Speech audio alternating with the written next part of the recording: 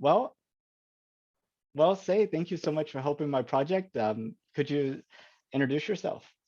Yeah, thank you for having me. My name is Say Andrea, and I'm a creator, I guess. Having trouble lately trying to define what I am. Yeah. And unfortunately, words are like cookie cutters, in the sense that we're all a bunch of dough, kind of like spread out, and then like a word will like shape us Imprint into itself. imprint itself. So I think it's I think it may be somewhat good that as a creative person you have trouble putting words around yourself. Maybe that allows you to be more creative. That's one way to look at it. Yeah, It's hard to market though. exactly. I'm trying to find a job now, and it's impossible to figure out, like, how do I sell myself to this exact position when I can do so much more? So what are some of the things you like to do? So I do from traditional art to digital art, and everything in between. So some traditional stuff being more like, painting, sculpting, illustrations, that sort of stuff, and even including like silicone molding, casting, working with resin and all those mediums. And similarly, also with digital, I do like digital illustrations, product designs more with digitally, and 3D printing, 3D modeling. What else do I do? A little bit of CNC, not too much into it, but I played around with that stuff. Yeah, sublimation. I do a lot of apparel customizations and merchandise productions. Yeah. Oh, also I guess a video side, animation, 3D modeling and 3D environments and more like Unreal type engine. Um, yeah. I was just thinking, like those intricate games where you have like all these little figurines and stuff. It just seems like that would be completely in your wheelhouse. Like a board game, I have made an entire board game from scratch, from designing the board, getting it manufactured, creating little pieces. That was before 3D printing, at least like resin 3D printing was still expensive. So I ended up hand making all the figures and then like resin casting it by hand and then hand painting every piece. It was probably the one project I regret doing. Took too much time. Well, yeah, the time is something that you have to be really careful about. But um, I mean, hopefully your experience about creating the game that doesn't actually turn you off on creating all games. I mean, maybe there's Right. a bit of negative emotions associated with that activity, and that. No, I think I was just too ambitious at the time for what was available to me. And it was a big project that I ended up knowing it was a big project and like taking it on anyway. Whereas I don't know, like that was probably close to 10 years ago. Now there's resin 3D printing that's just so much easier and so much less work to just do it all digitally and print it out. Just little things like that. Or technology has made my life easier. Yeah, on one hand, it's so universally accessible. It's definitely moves it from having access to the ability to make the 3D pieces to really how do you make things that connect with a broad audience and create that demand. And maybe it's Yeah. not a broad audience, but just a really enthusiastic, strong connection with a small audience. hmm Uh, but um, yeah, so how did you get into that line of work? I guess it was more of a hobby for me always. It was like I professionally work in more video production, doing I guess specializing in installation and live scale media, large scale media. So huge projection screens at like trade shows, opening content for companies like that, and mostly predominantly installations in offices that are permanent and that kind of stuff. And on the side, I always just liked making stuff. I did a lot of cosplaying. And I gotta say, cosplay was probably the greatest hobby to be involved in, only because I took an approach of not trying to make too many costumes, but focusing on learning a new skill with each costume that I did. So that taught me a lot of different skills pretty quickly. So you must really have out of this world Halloween costume. Yes and no. Love Halloween, but at the same time, depending on where I'm going, certain costumes are just not comfortable or good for like crowds. So it's good for like photo ops and like a quick pop in, but to actually comfortably enjoy it, not really. So the Halloween costumes that I tend to go out in tend to be very like quick and silly. So that's the real truth about why Superman had a regular identity. It's just the costume was so difficult to wear for Exactly. long periods. He needed Exactly. he He needed gets it. normal Clark clothes. gets it. Yeah. He's like, I'm only putting this thing on when I absolutely need it. Otherwise, business suit. Uh, um, so you participate in the Inspiration for Prosperity contest. I did. And how did you find out about it? Um, I think I found out about it. It was before the Super Bowl commercial. So I think it was just like SpaceX Twitter page tweeted about it. And I think the Super Bowl commercial aired like 2 days later. I didn't watch the commercial live because I don't have cable. But yeah, I found out, I think, directly through SpaceX. I think on their Twitter page. I think I watched the Super Bowl just to see that one commercial. I mean, like I saw the commercial ahead of time because they posted it, but I was like, and my son was interested in watching the Super Bowl, but I'm Yeah. like, look out for this commercial. Yeah. Yeah. So when you saw that commercial, um, like, can you walk me through what went from you actually seeing it to going, hey, I think I'm going to try out for this thing, and like, what was your journey like? I think it was pretty instant of I saw the commercial, read about it, and instantly was like, finally. Because I feel like the last 10 years or so, it's really been coming to this of commercial and tourist space exploration. And been a long time follower and supporter of SpaceX and Elon Musk. And I've always believed in that whole mission of making humans multiplanetary and reaching that point of like a Michio Kaku talked about it, of like a type 1 civilization. So I feel like that's my ultimate life dream, even if I'm not really doing too much towards it, is that I would love to see us become a multiplanetary species, and just always been a huge supporter of it. And I feel like it was probably when I was in college that Mars One first announced that they're going trying to propose that whole idea. And as outlandish as it sounded, I still kind of did support it. Of I want to see it come to fruition. Um, yeah, like I didn't really pursue the science field in college. I didn't want to actually become, working in that field. I always wanted to work more in the creative fields. So I feel like for me, the only opportunity to ever be an astronaut or go to space at all was always on the commercial front. So yeah, the second I saw that commercial, or even not even commercial, just read about it, I already knew I wanted to apply.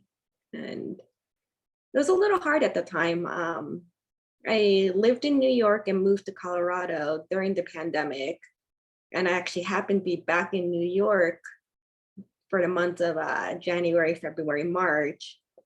So I had to make that video without having any of my maker stuff around me, and like none of my camera gear or anything. Like, had to kind of just do it with what I had make do kind of thing. So that was a little difficult. So I ended up pushing it off to the end of the month to get it done. Um, But yeah, it was like I always wanted to enter, and I keep looking out for more opportunities, and I'm looking forward to the future of commercial tourist space flight. But for you to buy a seat on like a Falcon 9, Crew Dragon um ride, I mean, it's what, 55 million? I think that's what the I've heard different numbers thrown around, but yeah, it's always in the millions.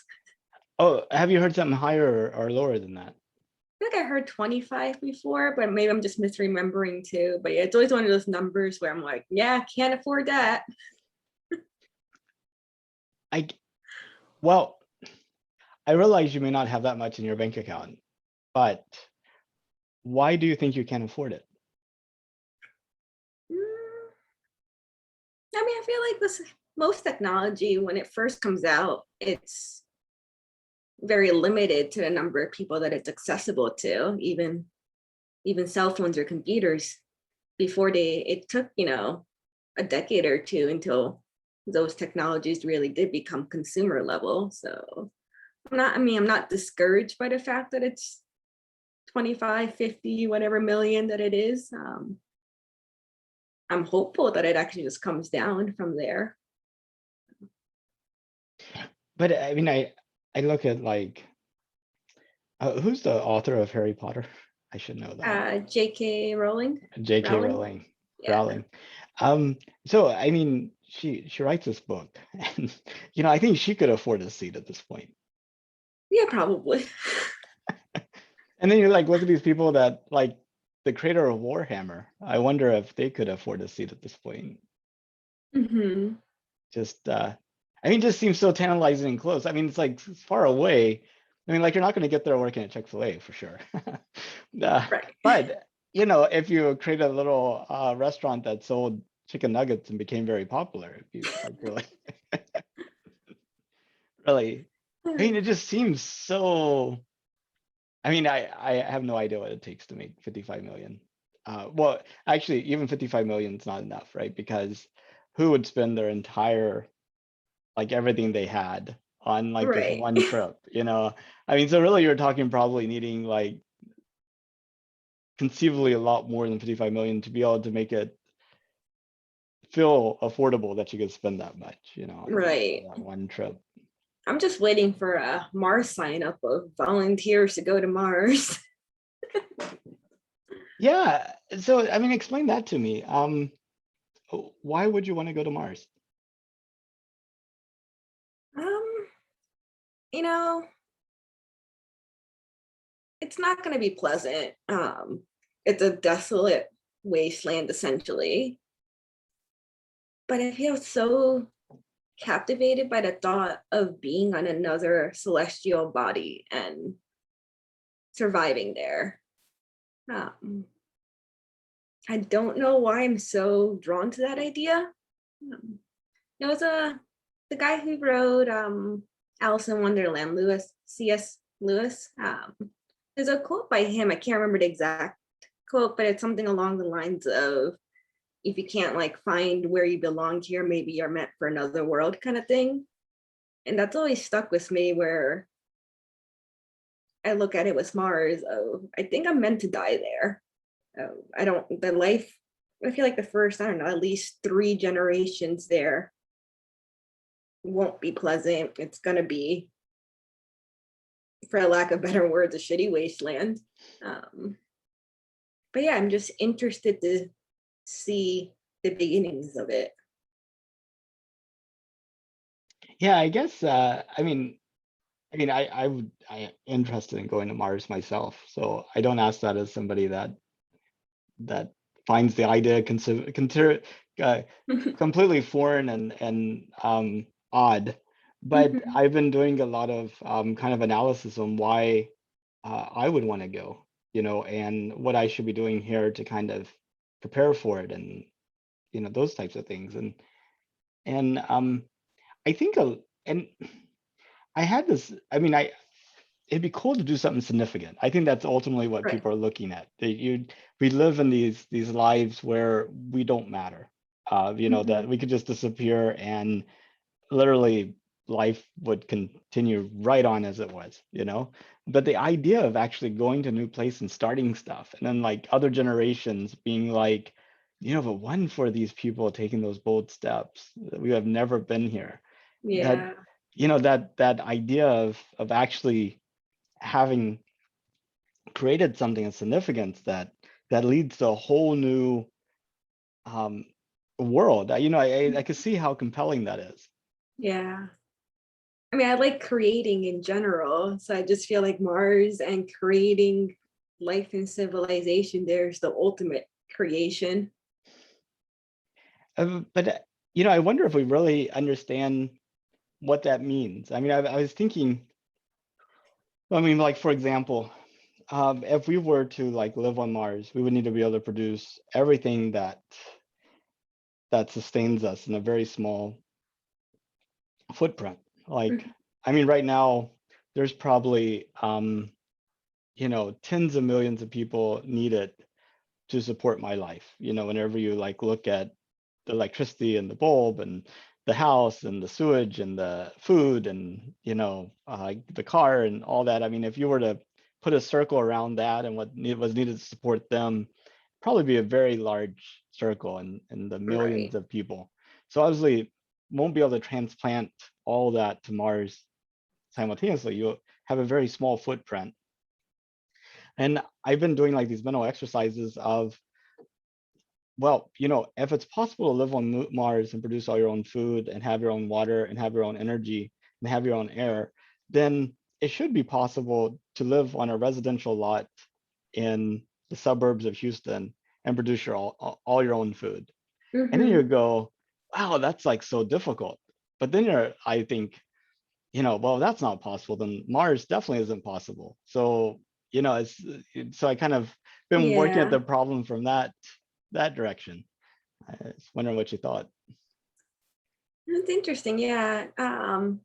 Up until last year, I lived in the city. And now that I moved more into the suburbs in Colorado, I actually have a yard. So that was part of my project of like, I want to start gardening and really understand that process. And yeah, it's part of it's easy, but then a part of it's also hard work where, I could see it being something that's more structured and a farm doing it more efficiently than me haphazardly watering it and trying to figure out, which crops are growing happily and why my tomatoes are doing well, but my peppers aren't, like, even though they're right next to each other. So yeah, it's definitely Mars is definitely going to take a team of people working together towards that same goal. I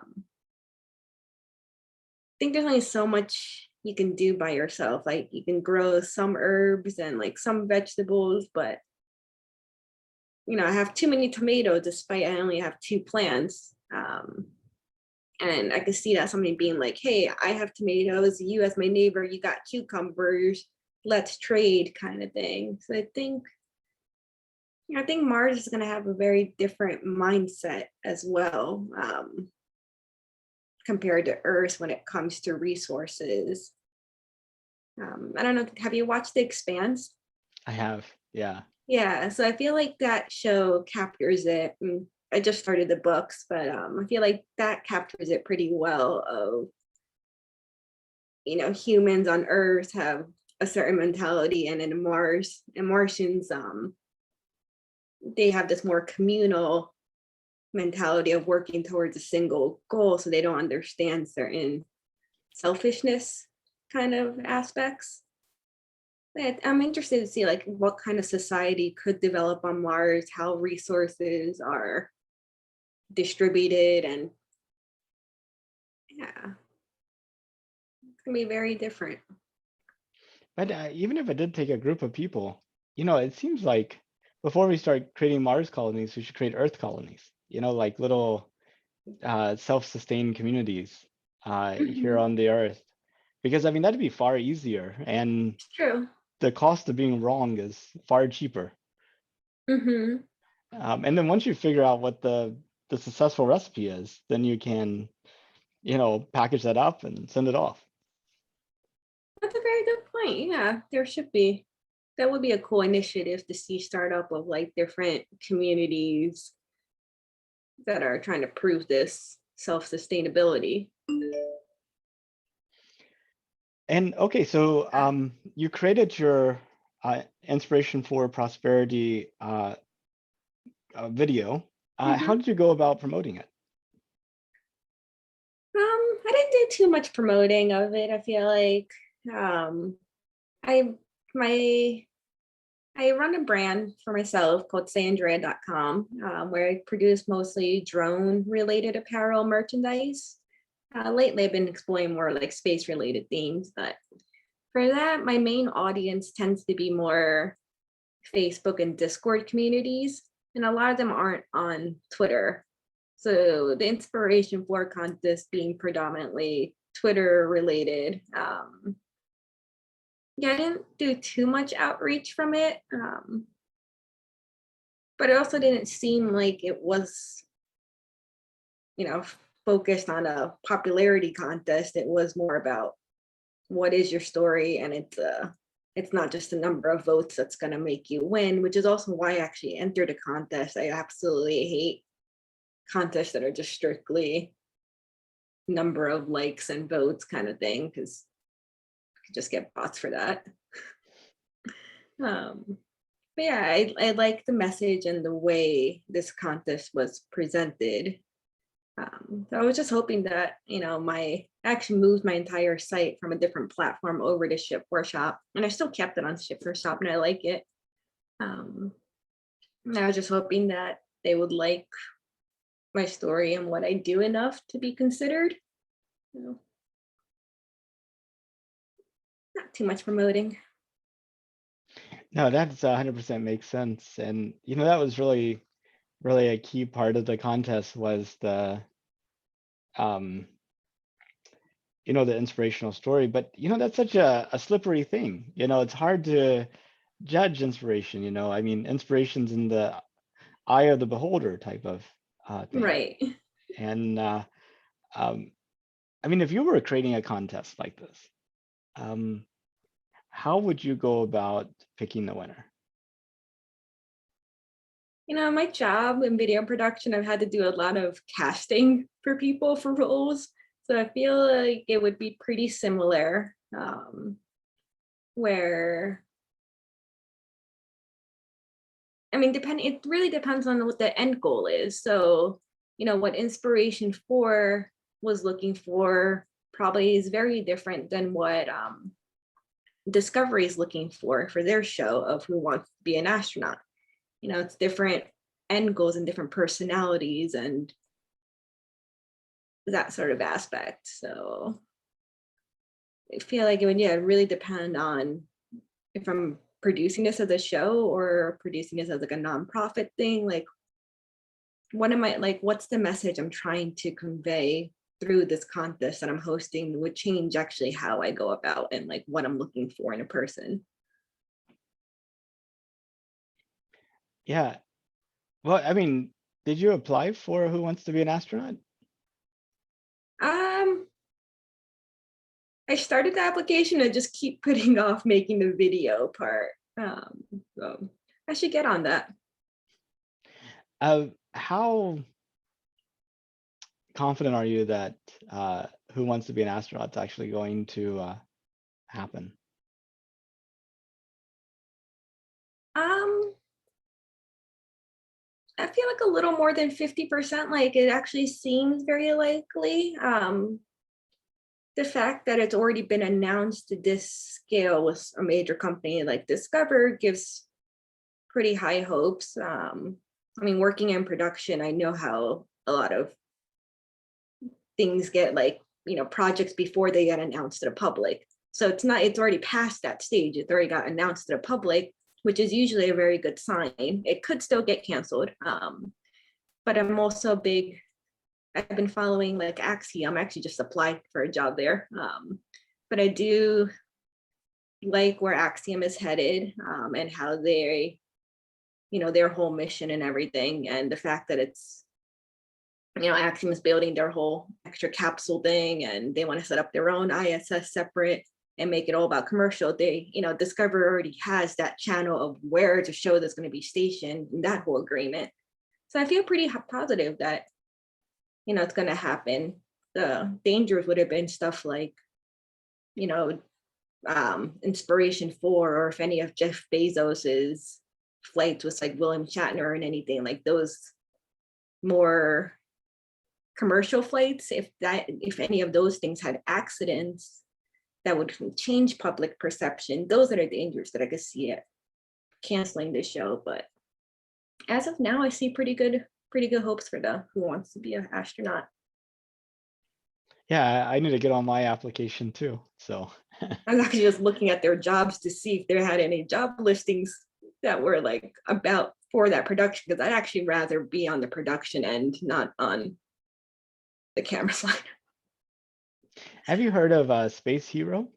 Yes, I've also looked them up. I like their logo. They have that little, like, they're the one with the astronaut head, like very simple C looking logo, right? Hmm. I was looking at them recently. Yeah, I think they also, they were had announced a reality TV show like contest to select a person to go to the International Space Station for a week as well. Yeah, So that's good. How about Space for Humanity? right. Yeah, I've been looking at them as well. Haven't applied there, but I have the tab open somewhere. Yeah, would love to get involved in that organization as well. Yeah, but I guess how did you find out who was selected for that, for the prosperity seat? I guess that would have been through the normal when everybody else did, or Yeah, did you pretty find out ahead much. of time? No, I did not have any insider background info or anything. I just found out when everyone else did, and I was curious the whole time of who they were going to go with. I pretty much did watch as many people's entrance that I could and try to come up with a list of like, I think these are the likely people. There were clearly the ones that like didn't follow the rules, that I was like, no matter how good your video entry was, you're probably just going to get eliminated for using music or footage from other news sources. It's like, you didn't get permission from Ted to use that. Well, what are a few of your favorite videos that besides of course your own and the one that got selected? What are some of the other ones that you're like, hey, these people should see? Oh man, it's been a while since I watched them. I just feel like there are so many interesting stories, and there's just so many cool accounts that I started following on Twitter because of the contest. Like, um, what's that perspective? Cosmic Perspective. I've always liked their photography, so I mean, when I saw her entered, I was a big fan of her video entry and was hoping that they'd make it. It's cool seeing like what other YouTubers I had already like previously followed were also interested in entering. Like, don't know how to say her last name, but Simone Geertz. Hmm. She's also like the maker who makes funny robots and inventions. She entered. I was a little disappointed that her video was one that had a lot of like news footage from like whatever other media sources that she was featured on. Makes her look credible, but clearly, I think that got her eliminated. So I remember there's people working on like satellite stuff. I don't know, someone wants to make music on space. There's so many. It was a nice array of people. It was also not too many people that entered. What was it? Only like less than 200 people, 100 something people that entered the Oh, really? I didn't realize prosperity it route. only Um, 100 people, huh?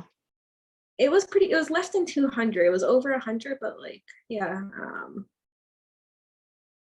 Remember, like, I was looking at the Twitter hashtag just to see how many entrants there were, and I know I wasn't the only one. I know Keith was doing that as well, and like making a grid of like, all right, how many people are entering this? Because honestly, this really was the best chance at going to space.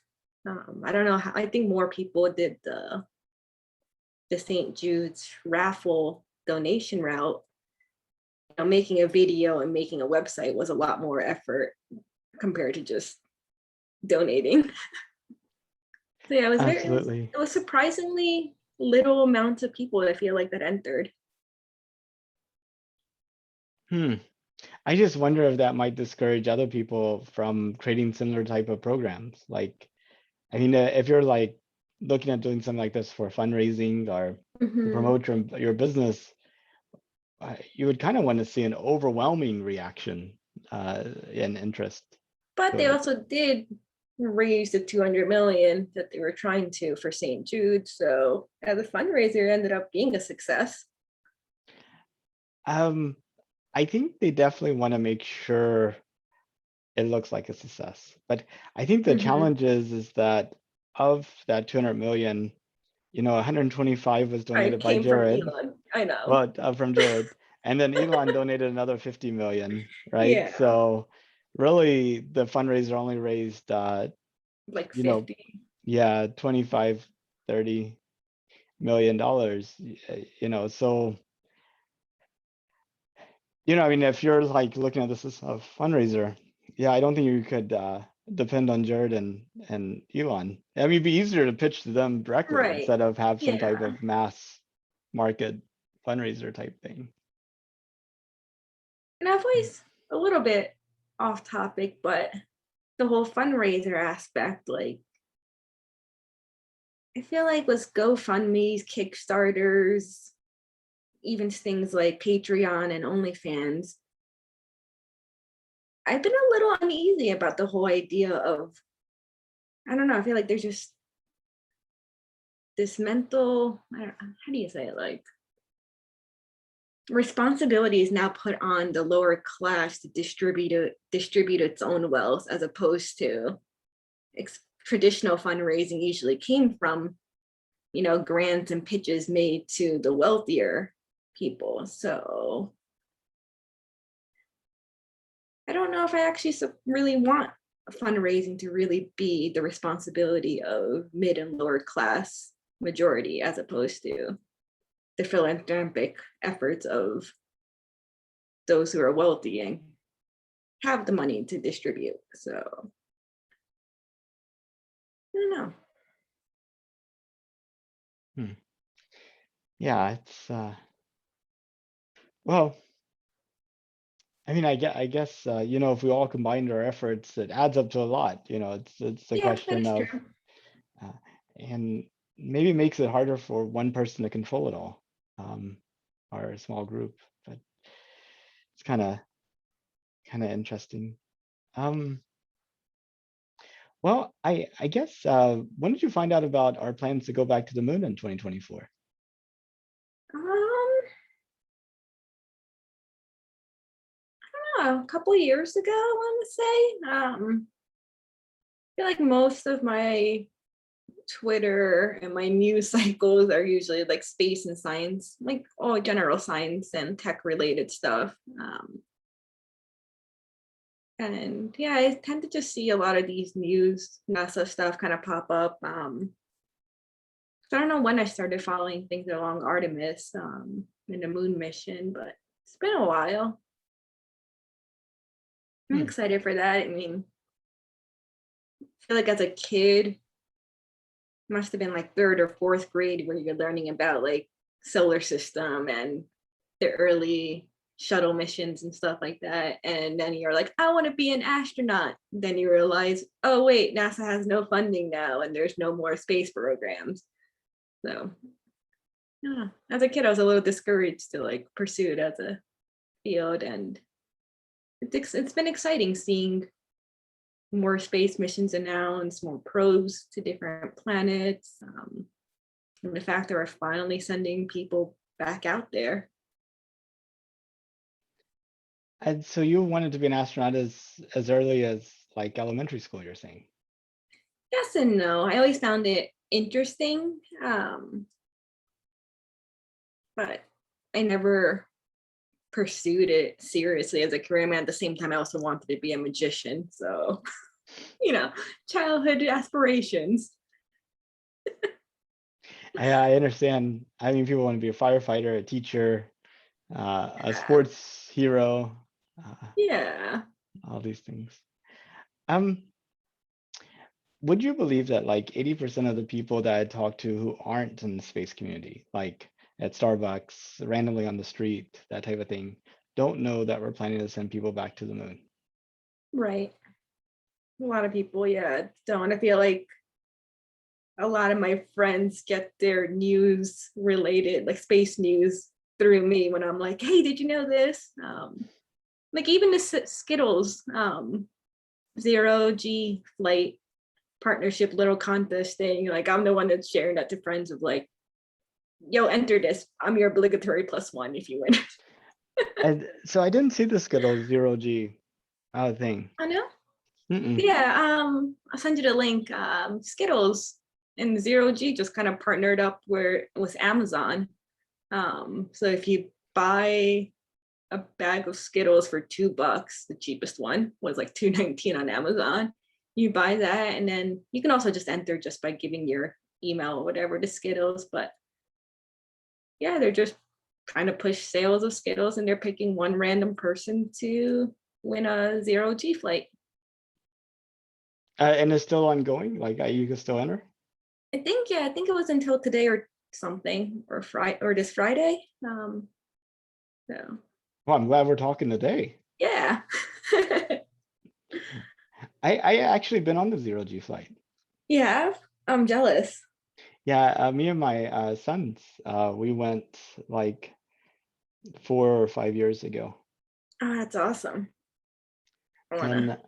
and it is pretty neat. It's surprising. It's great. I definitely would recommend watching some videos of people in the zero G flight and kind of Hmm. mentally think about what you want to do while you're on it, because you Right. really don't have any time to figure it out while you're there.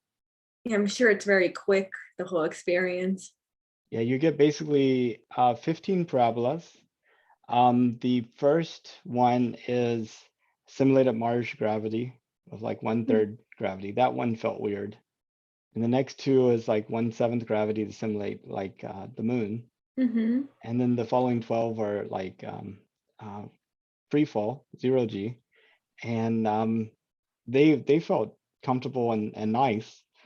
And the last second to last one, they put water in the air, Oh yeah, and you can see like the water ball up the and drink. balls. Yeah. And then like the last one was Skittles in the air. So they've been using Skittles for a long time. Huh. So the And they key have the thing, little duck, right? the little duck, they do have the little duck. And lots of, yeah. But it's really good. I'll send you the video of my flight. Yeah. So I feel you like I'd be could like Haley, just doing flips the whole time. absolutely that and the hamster wheel. And then also bouncing from side to side. But you can use your hands to, cause yourself to go around the Oh, side that's of the awesome. plane. Yeah. So Yeah, would love to experience just that kind of gravity in different fields. Man. I've done one of those like silly, like the harness ones you like kind of get strapped into and then get to feel like the different gravity that way. What was it? Samsung. Maybe like 3 years ago, the Samsung store in Manhattan, they had a VR setup where you put on their VR headset and it was like you're walking on the moon. And it was pretty fun. that is cool. And definitely a lot easier to make that accessible for a lot more Yeah. people. Yeah. So But no, I wanna feel the real thing. yeah. And I think that's the important thing to realize is that the weightlessness you feel in zero G is the same weightlessness that the astronauts feel. Like it's Yeah. created by the exact same physical forces. It's just the Right. uh, some people say it's like simulated gravity, but that's not, or simulated weightlessness, but it's not. It's actually the exact Mhm. same weightlessness. It's just the plane's not going fast enough forward to keep missing the Earth, so it has to pull up, which is probably a Right. smart idea. Uh, Those are cool. Well, that's pretty much all the questions I had, but is there anything you wanted to talk about or any questions you had for me? Um,